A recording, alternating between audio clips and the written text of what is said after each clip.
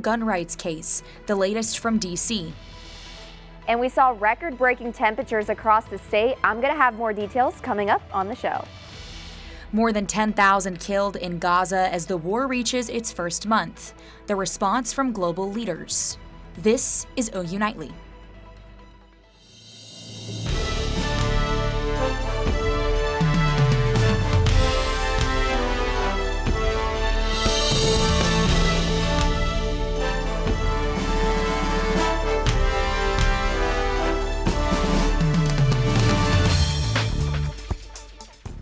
Thanks for watching OU Nightly. I'm Emily Faith. And I'm Kaylee Jo Hommel. We begin tonight with the very latest on the Israel-Hamas war. CNN's Laura Aguirre speaks with global leaders as the war hits the 1-month mark.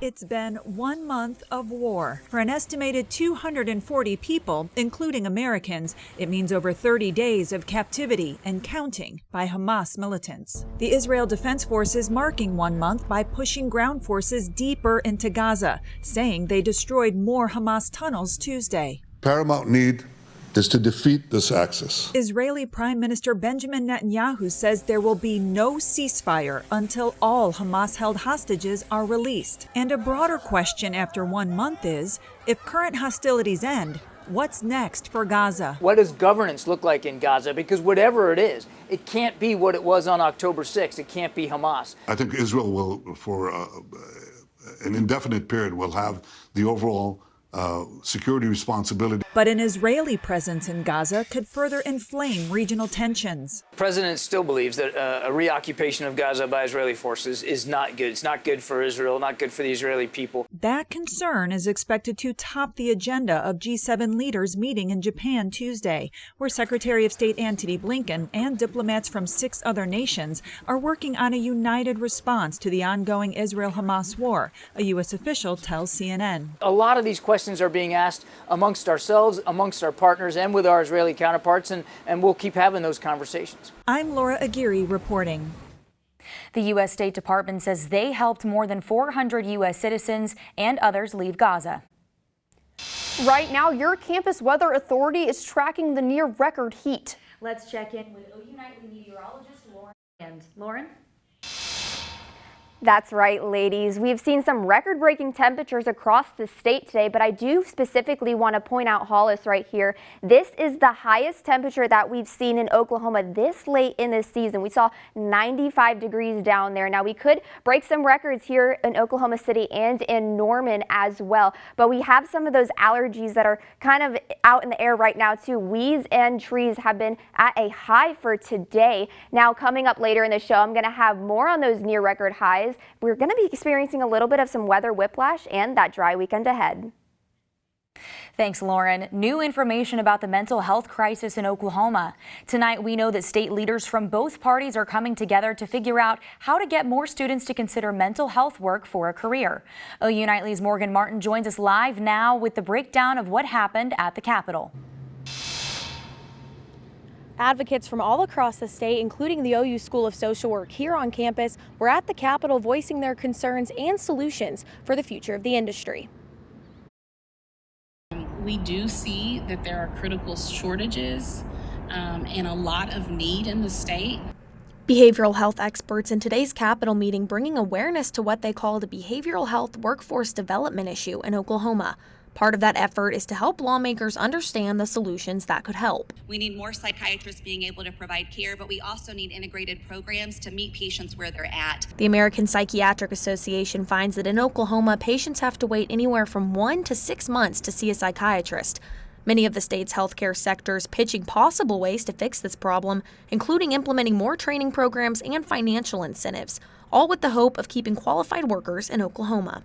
So I just feel the urgency's even more here, so I'm glad that we're looking at those solutions. Students like Delaney Fulp are among the next generation who want to enter the mental health workforce. So viewing it as an integral part of health, it's not just a different part of it, it's actually just human flourishing is looking at also mental health, so taking that more seriously and understanding that we need this for people to be able to live well. The question now, how state leaders will use the information and data presented today to implement new solutions. Reporting from campus, Morgan Martin, OU Nightly. Thanks, Morgan. More news out of the state capitol tonight. Tribal leaders met at the Capitol with State House leaders to discuss the new governor's plan to make sports betting legal in Oklahoma. OU Nightly's Noah Mack joins us live to tell us what hurdles the governor may face with Oklahoma tribes. Yeah, that's right. Tribal leaders were here today at the Capitol meeting with the House of Representatives, and they were talking about tribal compacts. And one of those compacts, the gaming compact, is proving to be an obstacle for the governor and his sports betting plan. Take a look. Sports betting is legal in over 30 states, and Governor Stitt wants to add Oklahoma to that list.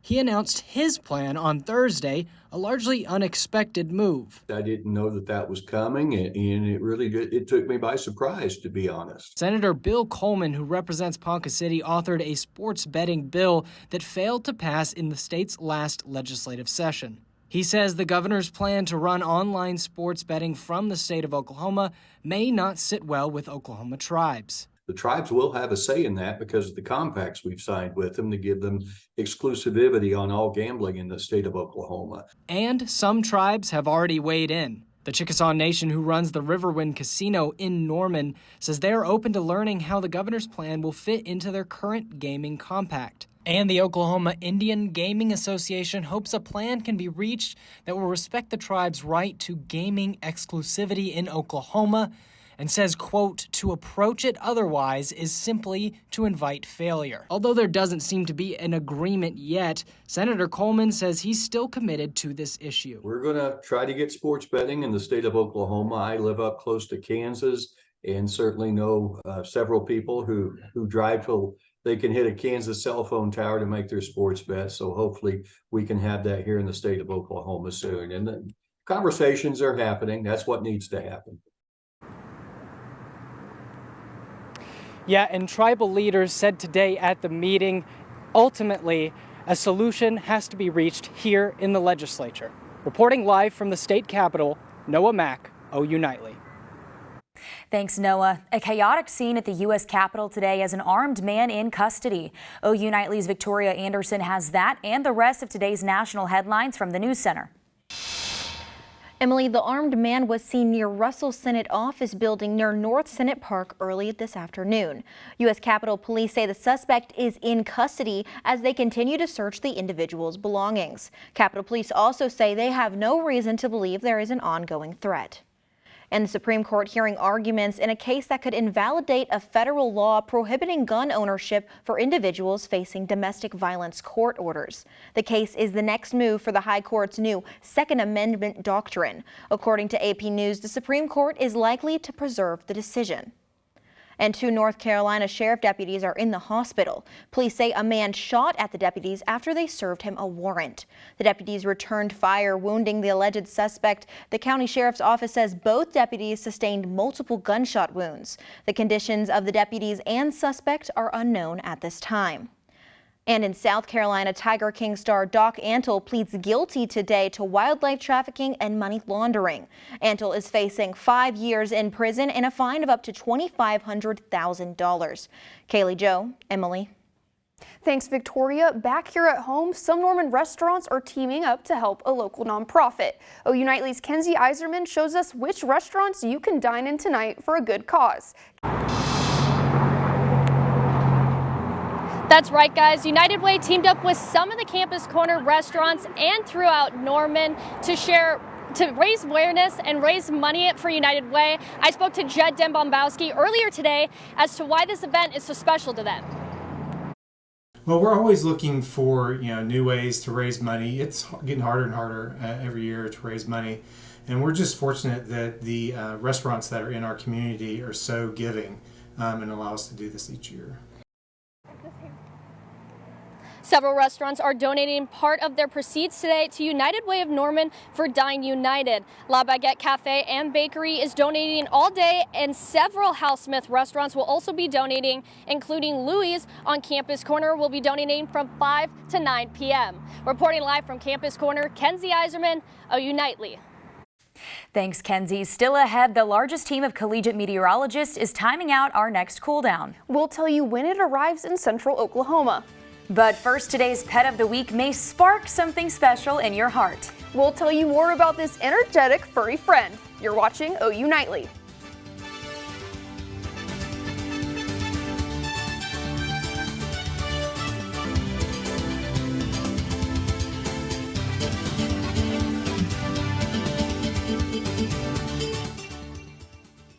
The Second Chance Animal Shelter is currently home to a unique cat who's on a mission for hugs and for people's hearts.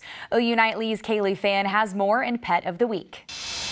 She is a diamond. She's an enigma of a cat. Voltage is truly one of a kind. She is actually quite rare. It is not very often that you see a female orange tabby. Orange tabbies are typically male. And also she has one of the rarest eye colors of cats. The yellow-orange is one of the rarest ones. She is around 2 years old and all her vaccinations are up to date. Plus, she's spayed. Voltage arrived with 3 other cats, but she doesn't necessarily need playmates if adopted. Goebel says Voltage would do extremely well as long as she is loved. I think they are an extremely versatile cat. I think they could adapt to any kind of household environment. Goebel says this cat is a big sweetheart. They are definitely the most cuddly one in the front room. And will obtain her snuggles by any means necessary. As soon as you go in and sit down, they're off the windowsill, they're running across the room. They're like trying to be the first one in your lap, and it always ends up in a cuddle puddle. Voltage is also quite the inquisitive soul. It's almost like whenever you give crows tests, they solve puzzles. With an uncanny ability to figure out what exactly makes her toys tick. We have a floppy fish in the room that has like a mechanical thing in it that like flops whenever it gets messed with. And they managed to get the insides out and play with the mechanical bit instead of the little cloth bit. Now, all she's looking to figure out is how to make her way out of the rescue and into the arms of a loving owner. Reporting from Second Chance Animal Rescue, Kaylee Fan, OU Nightly. If you or someone you know is interested in Voltage or any of the other pets from Second Chance, visit their website at secondchancenorman.com. You can also call the sanctuary at the number on your screen. It's never too late to help a pet in need. Coming up on OU Nightly, a health alert before the holidays. What you need to do before you leave campus for your holiday break. Up next. And we're going to have a little bit of a cool down on the way. I'm going to have more after the break.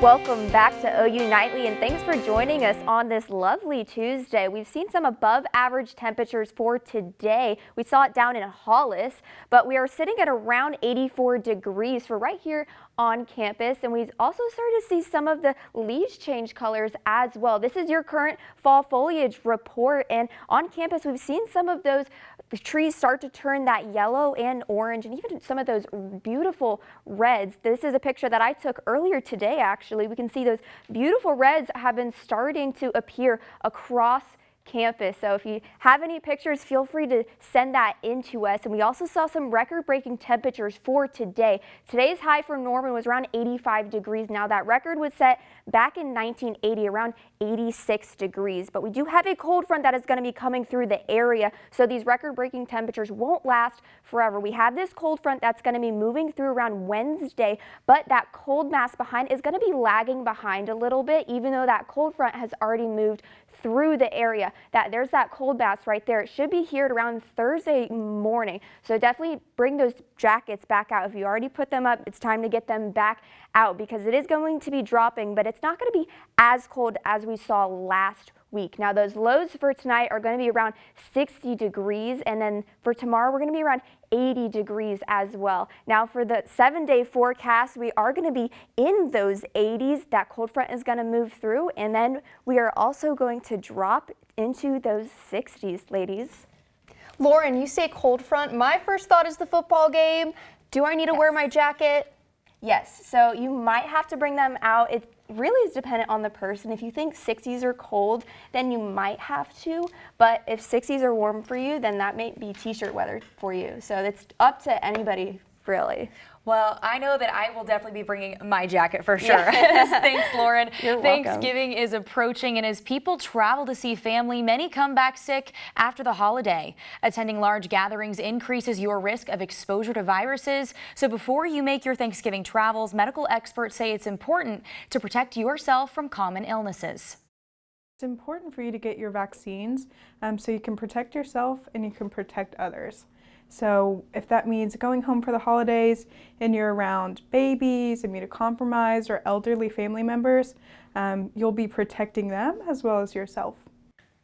You can schedule your vaccines through Goddard Health Center, local pharmacies, or the Cleveland County Health Department.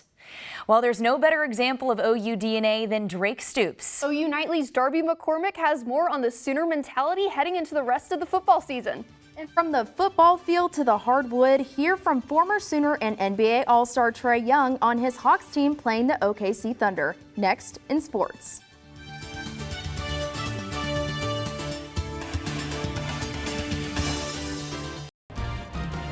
Hello, I'm Darby McCormick, and it's time for sports. OU men's basketball wiped the court with Central Michigan last night. Here's Britton Ross with more. Oklahoma men's basketball won their season opener tonight against Central Michigan 89-59 in Porter Moser's third season as head coach. The Sooners defense showed up and showed out, forcing 17 turnovers in the 30-point win. Oklahoma held Central Michigan to just 36% shooting from the field, including just 19% from behind the arc. The Sooners were led by incoming transfer Javian McCollum with a team-high 19 points. Sophomore Ortega Owe added 18 points of his own and likes the bond this team has. We already feel close. The chemistry is strong, but definitely, it's a new group. We just got to tune some things up. But the chemistry is definitely very good. Love playing with these guys. There was a lot of good things. We forced 17 turnovers. That's really good. What we're trying to do, be active, be more athletic and long, and create some of that. It's a starting point. Now every day you learn more about yourself. Up next for the Sooners, Mississippi Valley State, right here at the LNC, Friday night at 7. Reporting from the Lloyd Noble Center, Britton Ross, OU Nightly. Thanks, Britton. If home is where the heart is, it certainly isn't where former Sooner Trae Young found any wins. The OKC Thunder defeated the Hawks 126-117. Despite the loss, Young says that the best of the Hawks is yet to come. I can't even say we're not making shots until I start making shots. So I wasn't making shots, and then obviously we were getting some good looks, and they weren't going down. But they're going to fall. We're getting great looks, and I don't think we've put together a full game yet of what we can do offensively and defensively. So. The Burlsworth Trophy is awarded to the most outstanding football player in America who began their career as a walk-on. Today, OU wide receiver Drake Stoops was named a top 10 finalist. Despite being in his 6th year, Stoops continues to finish each season with tenacity. I come in here day in and day out, spend 10 hours up here every day, and for me there's a lot left to play for. And I bust my tail year-round for this for 6 years now, so I'm not really listening to what people say. I don't care if we're 0-8 right now. I'm playing ball because I love to play football. I love my teammates. I love my coaches. I love the University of Oklahoma. It's really that simple. I got a lot of pride for this place, so I'm going to go hard every single day and do everything I possibly can to see us win. OU Athletic Director Joe Castiglione announced Monday that there is a head coaching change for the OU track and field program. Austin Davis will serve as an interim head coach until a permanent replacement is found. Emily Kaylee, Joe. Thanks, Darby. Coming up on OU Nightly, the dreams of a high school football team manager come true. His time on the field you'll want to see up next.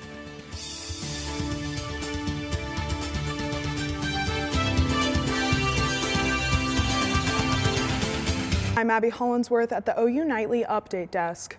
Superintendent Ryan Walters says that Oklahoma will not approve textbooks that defines gender outside of how the state does.